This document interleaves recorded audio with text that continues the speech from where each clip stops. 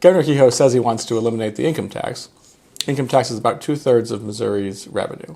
So the only way to do that is to either massively cut the services that are provided to Missouris, whether it's schools or roads or police, or increase the sales tax that is paid by every Missourian. Someone who's living paycheck to paycheck is spending their entire paycheck on sales, and so everything that you make is getting taxed, and is being taxed here in Missouri. Their taxes go up dramatically under Governor Kehoe's plan. Republicans have pointed to Tennessee as a example or model of what they're trying to go after, saying that because Tennessee is growing faster than Missouri and Tennessee doesn't have an income tax, it would therefore follow that Missouri would grow as fast as Tennessee if we did away with our income tax. So there's a couple of problems with that. So the first one is Tennessee isn't actually booming. Nashville is booming. If you look at other parts of the state, like Memphis, for example, those border cities are struggling. They're not growing. And so shifting the tax burden from people who make a ton of money to people who buy things at the shops, if that actually created growth, we would expect to see growth uniformly across Tennessee. And that's not what we see. We see localized growth in a couple metropolitan areas.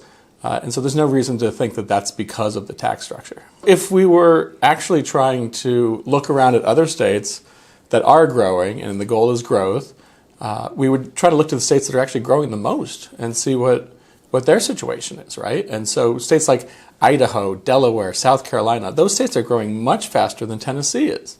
Tennessee's not better off than Missouri, right? So if we look at the actual lived experience of human beings in Tennessee, I would much rather be in Missouri. Missourians live longer.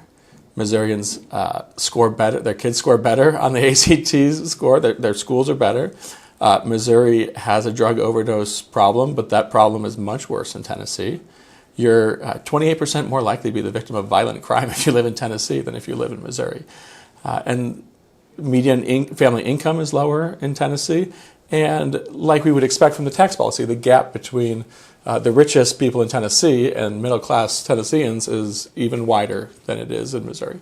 And so I don't think that Tennessee should be the goal of what we should be emulating. We should be looking at other experiences from other states that have been more successful at growing their economies and doing it together and fairly. There's a variety of things that our state could be doing to make life more affordable for Missourians, and we simply aren't able to because we don't have the revenue to support them. Some of those things would help families looking for daycare. Some of them would help with early childhood education. So at this point in Missouri, if you have a taxable income of $9,200 in an entire year, you're in the top tax bracket unless you have other deductions, right? And so what Forward Together does is it updates those tax brackets. And so now the top tax bracket only applies to Missourians who are earning over $1 million a year. And even many of them it won't apply to because of deductions that we have available.